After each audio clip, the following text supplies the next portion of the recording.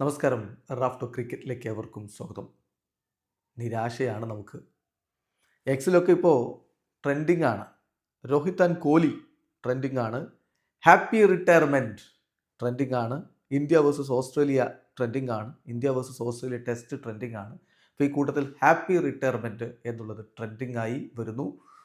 മറ്റൊന്നുമല്ല, രോഹിത് ശർമ്മ വിരമിക്കാൻ സമയമായി. ചിലരൊക്കെ വിരാട് കോഹ്ലിയും വിരമിക്കണം എന്നുള്ള വാദം വരുന്നു. ഇതാണിപ്പോൾ ട്രെൻഡിങ് ആവാനുള്ള കാരണം.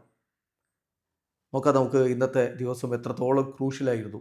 എസ്പെഷ്യലി രോഹിത് ശർമ്മയുടെ ടെസ്റ്റ് കരിയറിൽ ഇത് വളരെ ക്രൂഷ്യലായിട്ടുള്ള ദിവസമായിരുന്നു. കാരണം ഇത് WTC ഫൈനൽ ഓൺലൈനിലാണ്. നമ്മൾ കയറി കൂടണമെങ്കിൽ ഇവിടെ വിജയിച്ചുകൊണ്ട് പോയേ പറ്റൂ. അതിന് സെനാരിയോ നമ്മൾ നേരത്തെ വീഡിയോ ചെയ്തിട്ടുണ്ട്. അദ്ദേഹത്തിൻ്റെ കരിയർ തന്നെ മുന്നോട്ട് കൊണ്ടുപോകണമെങ്കിൽ മികച്ച ഒരു പ്രകടനം ആവശ്യമുള്ള ഘട്ടമാണ്. നൗ ഓർ നെവർ എന്ന രൂപത്തിലാണ് അദ്ദേഹം നിന്നിരുന്നത്. ഈ സീരീസ് തന്നെ ഇപ്പോൾ ഇത് തോറ്റു കഴിഞ്ഞാൽ പിന്നെ സമനിലയിൽ എത്തിക്കുക എന്നുള്ളത് എളുപ്പമുള്ള കാര്യവുമല്ല. അപ്പം അങ്ങനെയുള്ള സമയത്ത് ക്യാപ്റ്റനിൽ നിന്ന് നമ്മൾ മികച്ചൊരു പ്രകടനം എന്തായാലും ആഗ്രഹിച്ചിരുന്നു, പ്രതീക്ഷിച്ചിരുന്നു. അത് അദ്ദേഹത്തിന് നൽകാൻ കഴിഞ്ഞില്ല. ഇപ്പോൾ ഈ സീരീസിൽ ജസ്പ്രീത് ബുംറ 30 വിക്കറ്റുകൾ എടുത്തു. രോഹിത് ശർമ്മയുടെ ആകെ റണ്ണ് കൂട്ടിയാൽ ബുംറയുടെ വിക്കറ്റിനേക്കാൾ 1-2 റൺസ് മാത്രമേ കൂടുതലുള്ളൂ എന്നൊക്കെയുള്ള കണക്കുകൾ വരുന്നത്. നമുക്ക് വിശദമായിട്ട് കളിക്ക് ശേഷം അനാലിസിസുകളൊക്കെ നടത്തേണ്ടതുണ്ട്. അപ്പോൾ അതുകൊണ്ട് നമ്മൾ അതിലേക്ക് കൂടുതൽ കടക്കുന്നില്ല. പെർഫോമൻസ് വളരെ മോശമാണ് എന്നുള്ളതിൽ ആർക്കും തർക്കവും ഉണ്ടാവില്ല. ഇപ്പോൾ ഇന്ന് നോക്കുക, അദ്ദേഹം 40 പന്തുകൾ നേരിട്ട് 9 റൺസാണ് അടിച്ചത്. വിരാട് കോഹ്ലിയും ഇന്ന് വീണ്ടും നിരാശപ്പെടുത്തി. അദ്ദേഹം നെഞ്ചിന് തൊട്ട് മുമ്പ് പുറത്താകുന്ന കാഴ്ച.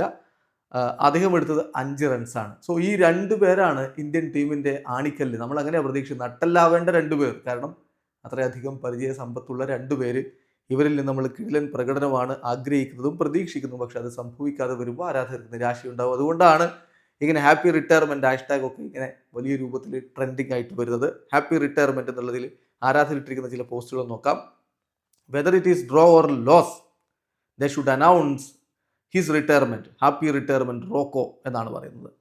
സോ ഒരാൾക്ക് മാത്രമല്ല, കോഹ്ലിയെ കൂടി പറയുന്നുണ്ട്. എന്തായാലും ഇത് മത്സരം തോറ്റാലും സമനിലയായാലും റിട്ടയർമെൻറ്റ് അനൗൺസ് ചെയ്യേണ്ടതുണ്ട്. ഹാപ്പി റിട്ടയർമെൻറ്റ് എന്നാണ് ഒരു പോസ്റ്റ്. മറ്റൊരാളുടെ പോസ്റ്റ് കുറച്ചുകൂടി അങ്ങ് കടന്നുകൊണ്ടാണ്. Congratulations Rohit Sharma for your amazing test career. Happy retirement, your service will be missed എന്ന് പറഞ്ഞുകൊണ്ട് റിട്ടയർമെൻറ്റ് അനൗൺസ് ചെയ്ത പോലെയുള്ള ചിത്രമൊക്കെ പങ്കുവെച്ചുകൊണ്ട് കളിയാക്കിക്കൊണ്ട് വിടുകയാണ്.